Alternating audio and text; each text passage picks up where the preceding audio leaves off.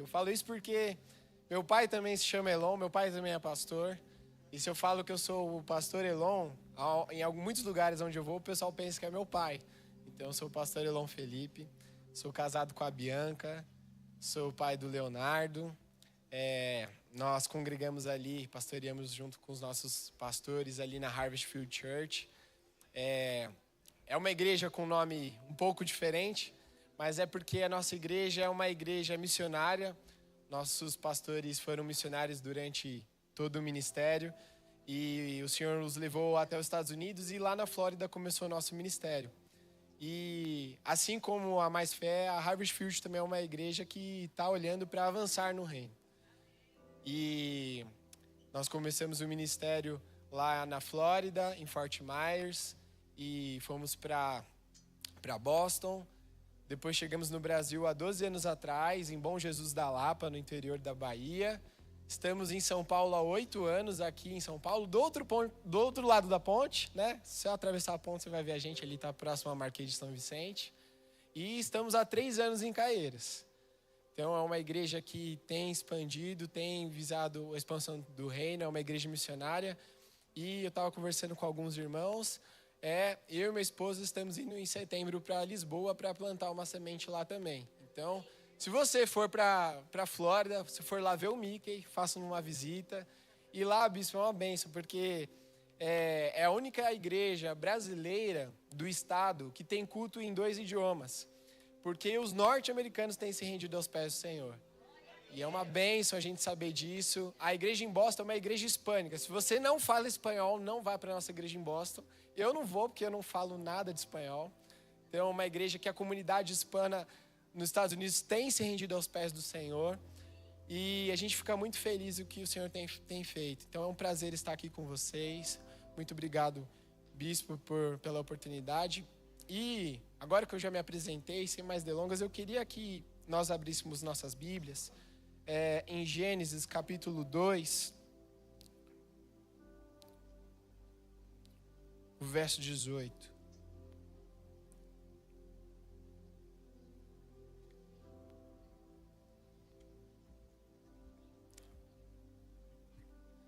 Diz assim a palavra do Senhor: Não é bom que o homem esteja só.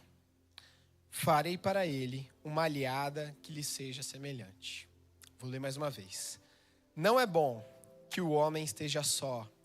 Farei para ele uma aliada que lhe seja semelhante. Até aí, meus irmãos. Amém.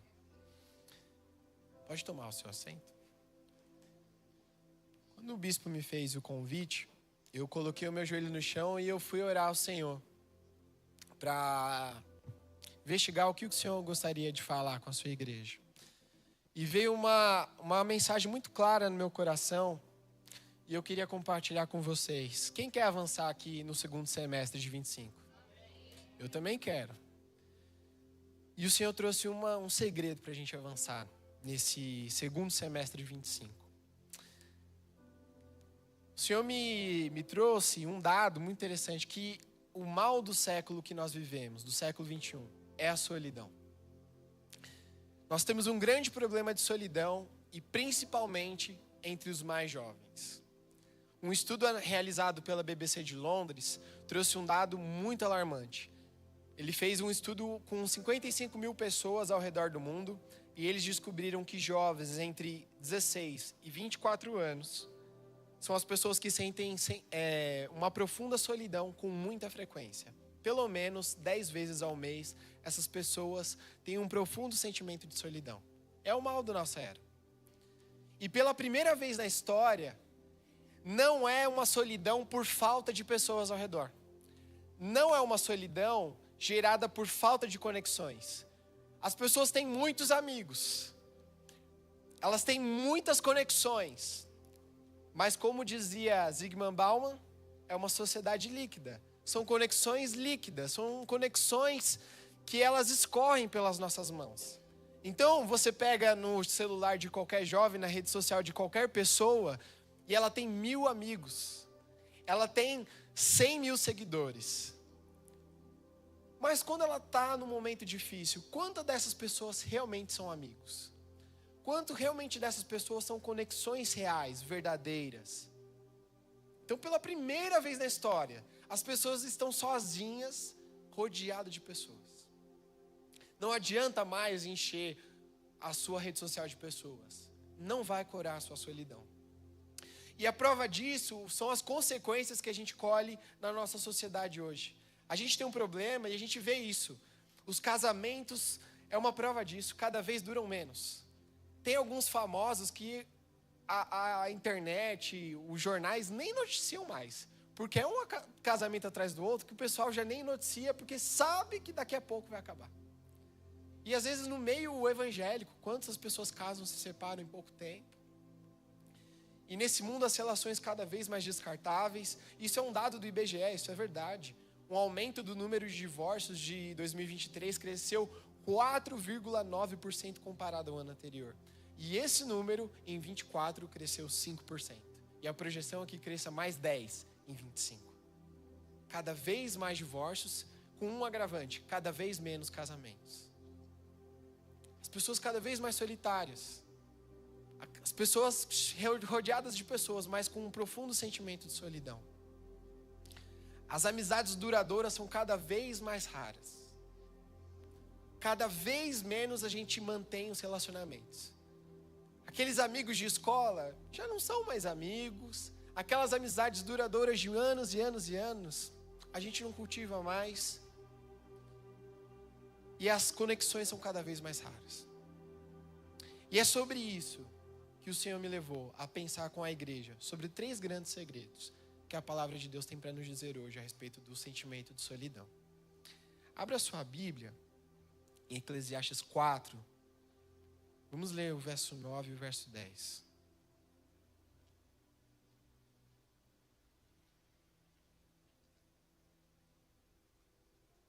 Diz assim o texto: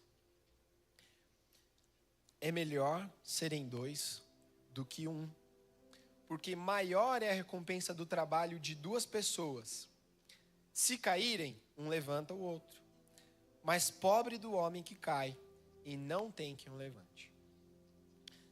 Vou dar uma de pastor pentecostal agora. Você vai escolher uma pessoa, você vai olhar para essa pessoa e você vai falar o seguinte: você não foi feito para andar sozinho.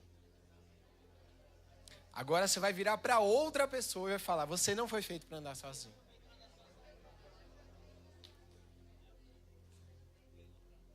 A gente leu em Gênesis que não é bom que você ande só. E agora em Eclesiastes, o autor vai dizer o seguinte: você não foi feito para andar sozinho. Porque você sozinho é presa fácil. Você sozinho é vulnerável. Vamos ser sinceros? Quem aqui passa aperto na vida? Só eu? Pensei que eu estava fazendo alguma coisa errada, então eu não estou sozinho. E aí a gente descobre que pra gente que ora, que lê a Bíblia, que congrega, que vem aos cultos, faz de tudo, pra gente já é difícil. Imagine para quem está sozinho. É difícil. Você não foi feito para andar sozinho. E o maior erro, o maior perigo do ser humano é ele não ter um amigo de verdade que coloca o dedo na cara dele para falar quando ele está errado. Gente, vou abrir aqui o jogo. Eu tinha um amigo que ele tinha muito bafo. Só que bafo é uma coisa que você não é qualquer um que você pode chegar para a pessoa e falar assim, né? Mas quando você tem um amigo, o amigo fala assim, ó, sua boca fede a bueira, irmão. Você tem uma certa liberdade. Às vezes, o amigo de verdade é aquele que vai falar a verdade para você, não é? Aquele falso amigo, ele não vai falar que você tá fedendo, ou que você é chato, que você é inconveniente, né? Quem não conhece uma pessoa que você vai conversar com ela, ela monopoliza a conversa, só ela quer falar. Não precisa levantar a mão, fica em paz, eu sei que você conhece. Às vezes você precisa de um amigo para te falar a verdade. E o amigo de verdade, ele vai te falar a verdade. Você não foi feito para andar sozinho. E se você estiver se perdendo? Se um dia você cair no caminho errado? Se você estiver andando no caminho errado? Você tem algum amigo de verdade que está disposto a te dizer que você está errado? Você tem alguma conexão sincera a ponto dela falar assim, cara, você está errado. A Bíblia fala que a gente não foi feito para andar sozinho. E se você passar por algum problema, você tem com quem contar? Se a coisa apertar de madrugada, você tem para quem ligar?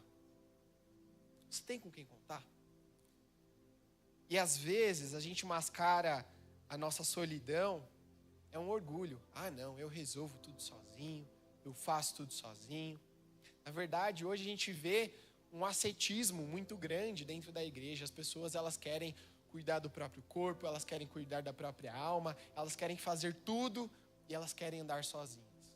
Se você pesquisar em qualquer rede social, põe no seu TikTok, no seu Instagram, solidão ou andar sozinho, só aparece discurso motivacional. Ninguém fala que solidão é um problema. E é. As pessoas encaram solidão como algo a ser encarado. E não é positivo, gente. A gente precisa andar sozinho. Às vezes, eu falo porque eu passei por isso. Às vezes a gente quer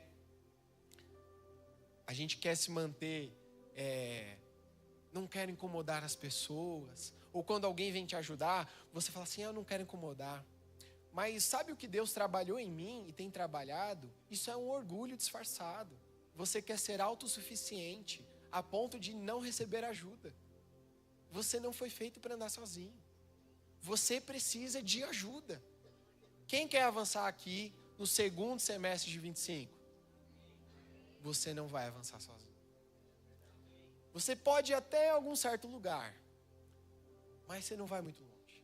Você vai até julho, você vai até agosto, mas você não chega no final do ano. E se você cair hoje, tem alguém que te levante? Ainda, vamos ler Romanos, capítulo 12, verso 4 e verso 5.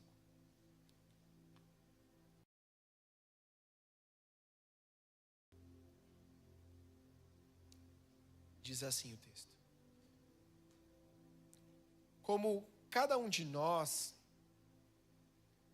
tem um corpo com muitos membros, e esses membros não têm todos a mesma função, assim, em Cristo, nós, que somos muitos, formamos um só corpo, e cada membro está ligado a todos os outros. Vou fazer uma pergunta aqui. Quem aqui, ao andar de metrô, já viu no metrô um braço no meio do metrô? Um braço de uma pessoa. Só o braço. Alguém já viu? Que absurdo. Tirando o irmão ali, que nós vamos orar por ele em nome de Jesus no final do culto. Mas não é normal você ver partes do corpo solto, né? Já foi andando na rua e viu uma orelha? Por quê? Porque orelha fora do corpo é pedaço de defunto, né? Por que a gente não vê membros espalhados na rua? Porque membro fora do corpo morre. Membro fora do corpo morre.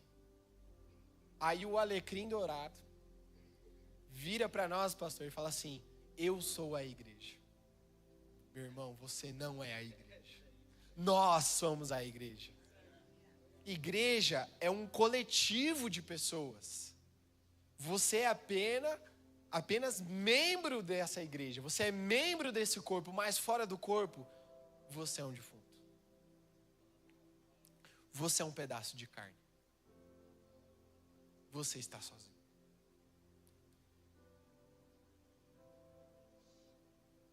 E isso é muito sério.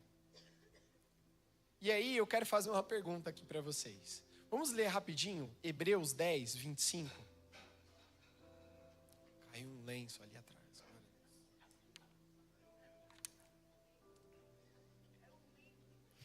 É um membro. Esse aqui eu não anotei, vou ter que abrir aqui rapidinho.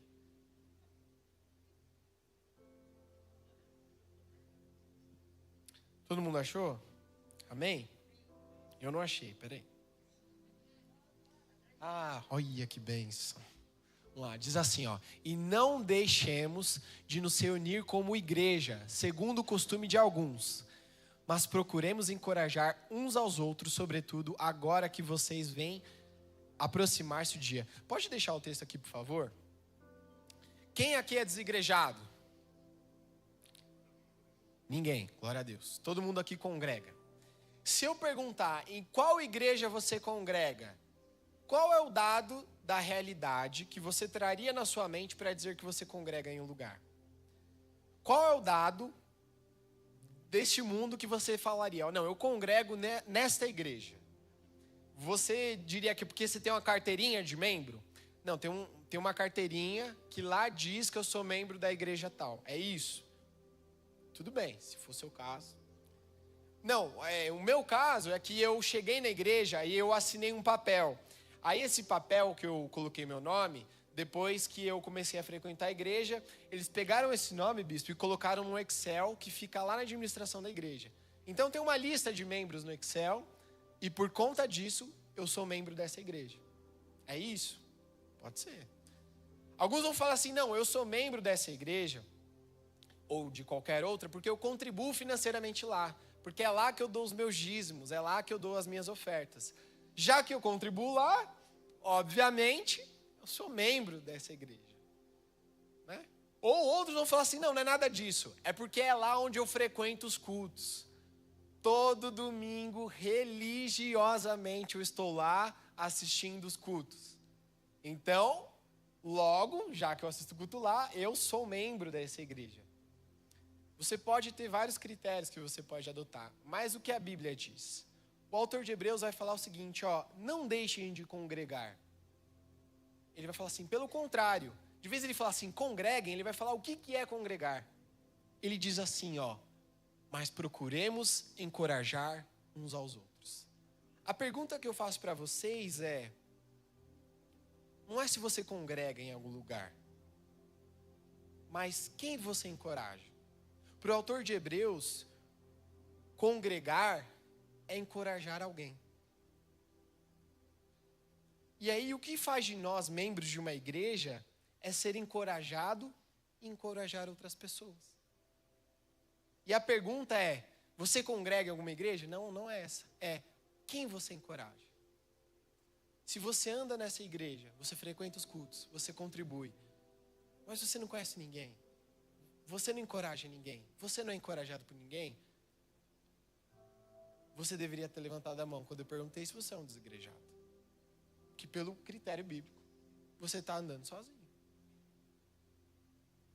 Sendo que, na verdade, uma igreja saudável é a igreja onde as pessoas encorajam uns aos outros.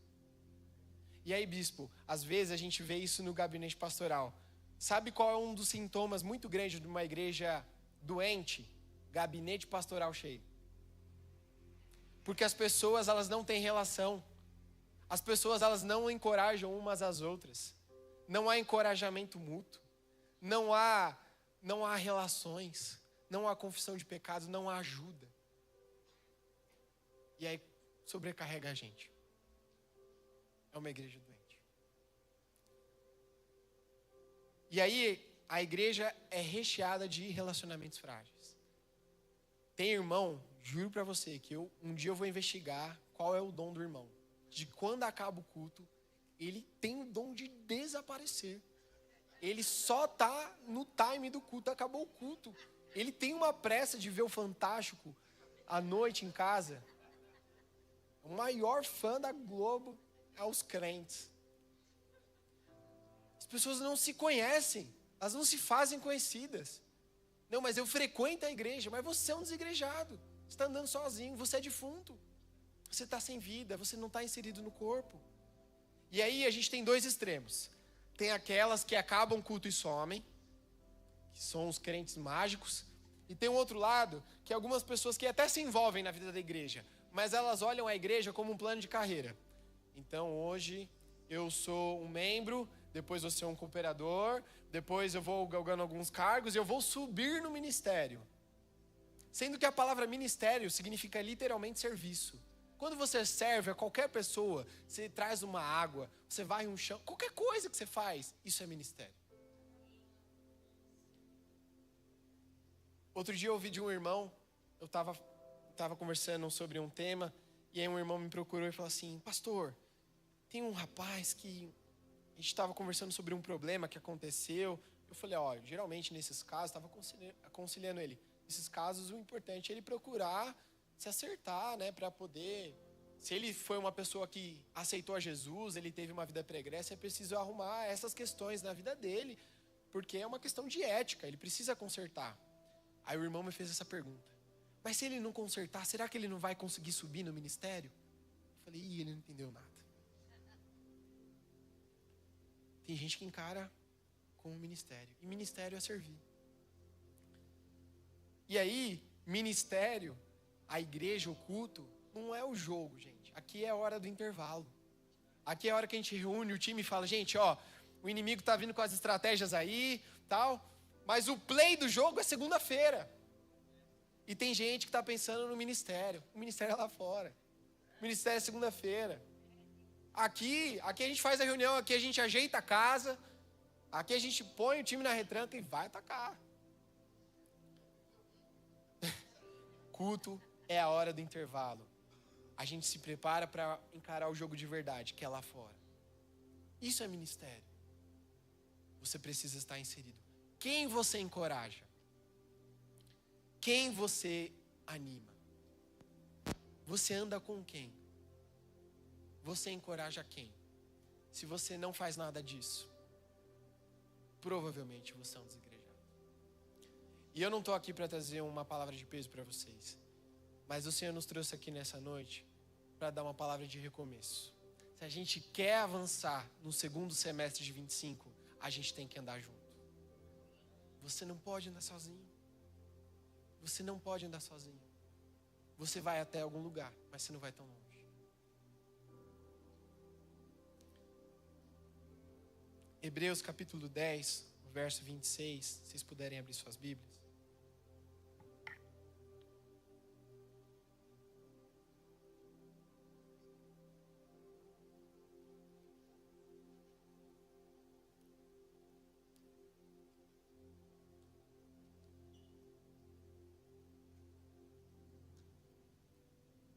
Diz assim o texto.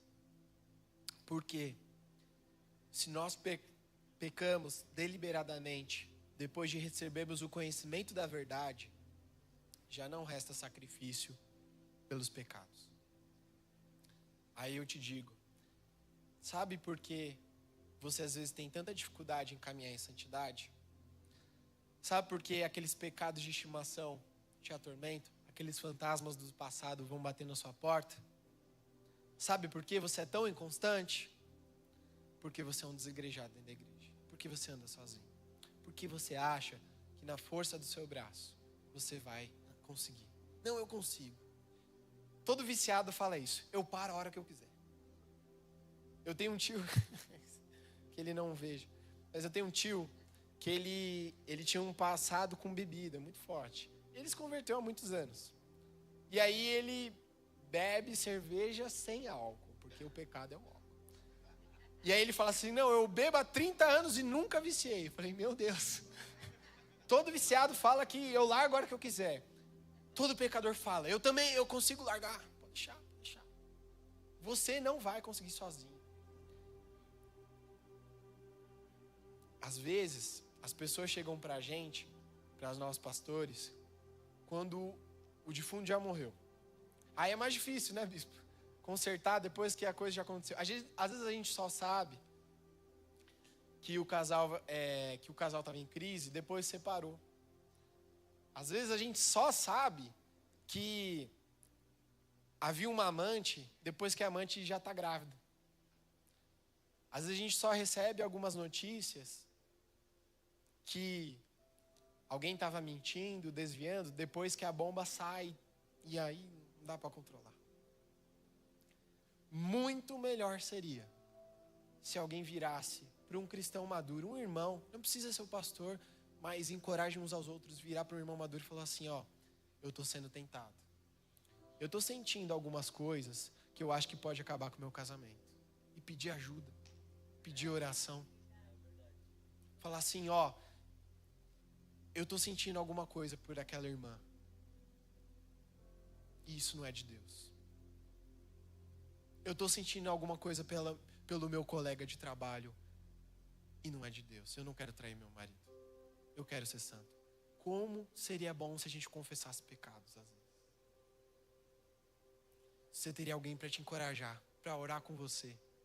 Mas a gente não quer ser vulnerável, porque vai atrapalhar o meu ministério. Poxa, irmãos, sério. O Senhor nos trouxe aqui para a gente dar um recomeço. Esse segundo semestre vai ser diferente. É um recomeço para a gente, como igreja, para a gente avançar no reino. Mas para isso a gente precisa andar junto. Andar em conjunto. Como é bom se a gente confessasse pecado. É melhor ter o diagnóstico do que a gente ter o atestado de óbito. É muito melhor.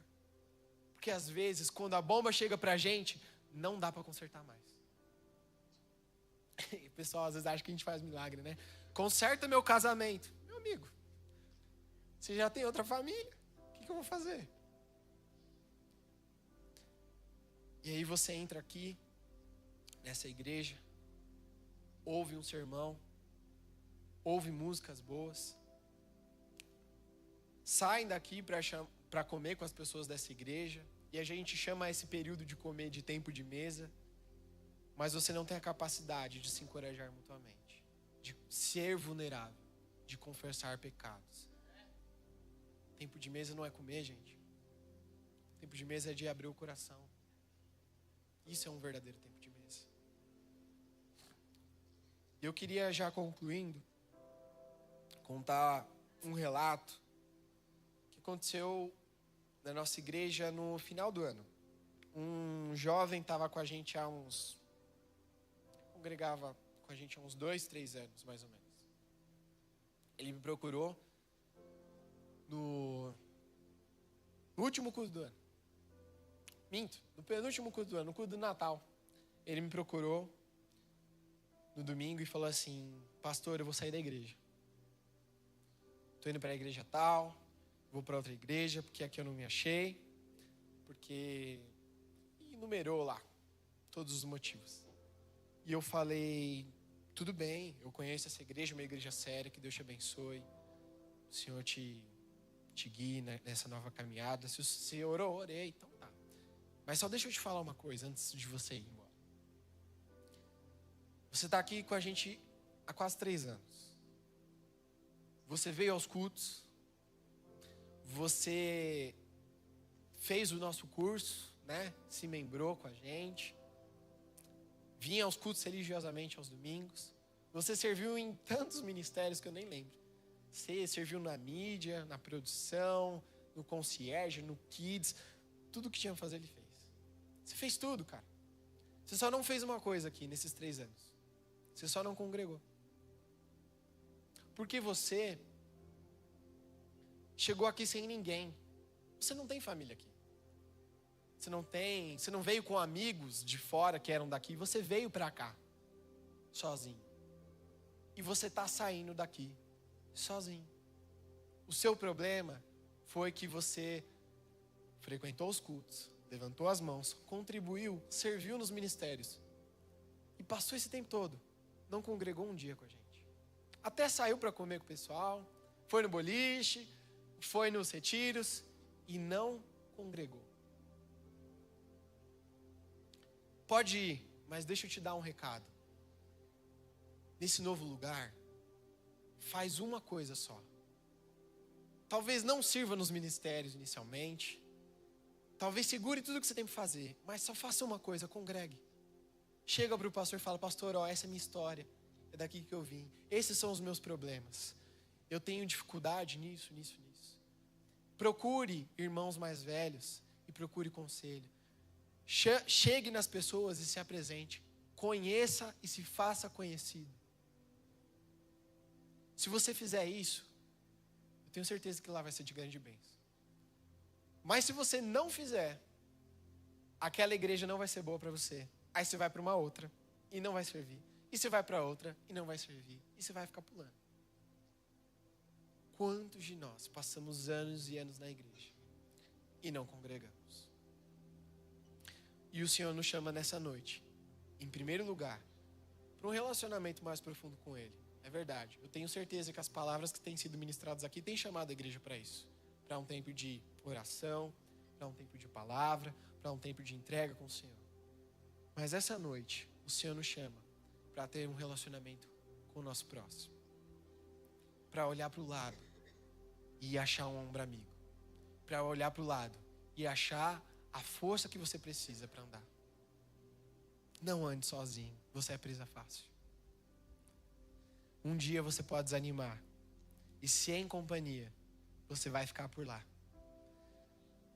No dia da dificuldade, ter alguém para puxar a sua mão, faz toda a diferença, meus irmãos. Como faz diferença? Como faz diferença? Vou contar um último caso aqui. Quando meu filho nasceu, não tem curso no mundo que prepare pais e mães para a paternidade. Quem tem filho aí? Tô falando certo? Né? É uma bomba. E o meu filho, ele chorava muito, muito de madrugada. E minha esposa teve que fazer, foi um parto, ela ficou 18 horas em trabalho de parto. Um parto muito complicado. Ela fez uma cesárea e aquele corte. Então eu ficava responsável por fazer tudo menos amamentar. Eu dava banho, eu trocava, tudo. Ela amamentava. E além disso, a gente tinha uma casa para limpar, comida para fazer. Eu tinha uma empresa para administrar. Eu tinha coisas para fazer do trabalho. Como que dá conta? Com a noite virado, eu lembro, meus irmãos, eu juro que teve madrugadas. Meu apartamento não era grande, mas eu ficava andando naquele apartamento, na varanda, assim, madrugada inteira. Eu corria alguns quilômetros naquela varanda ali. Porque eu ficava dando voltas e voltas. E aí chegava às 7, 8 da manhã, meu filho dormia. Como que você tem força para trabalhar depois de um dia desse? Uma noite dessa? Fazer comida? Mas aí veio um ombro amigo. Minha mãe, graças a Deus, se mudou para o mesmo bloco que o meu e falou: filho, cuida do Léo, que eu cuido da casa. Meus irmãos, como é importante você ter ajuda. A gente ia comer qualquer coisa, a gente ia andar numa casa suja, mas a gente não ia deixar o menino sujo. Agora, quando você tem ajuda, faz toda a diferença. Você não foi feito para andar sozinho. Levante a sua mão. Às vezes a igreja quer te ajudar, os irmãos querem te ajudar, mas a gente não sabe. Deus ainda não deu poder para os pastores de adivinhação. E quando ele tiver, ele expulsa em nome de Jesus. Tá? Que isso quem tem é cartomante. É outra religião, é outra parada. Fale. Muito importante você falar. Você pode ficar de pé? Vamos orar?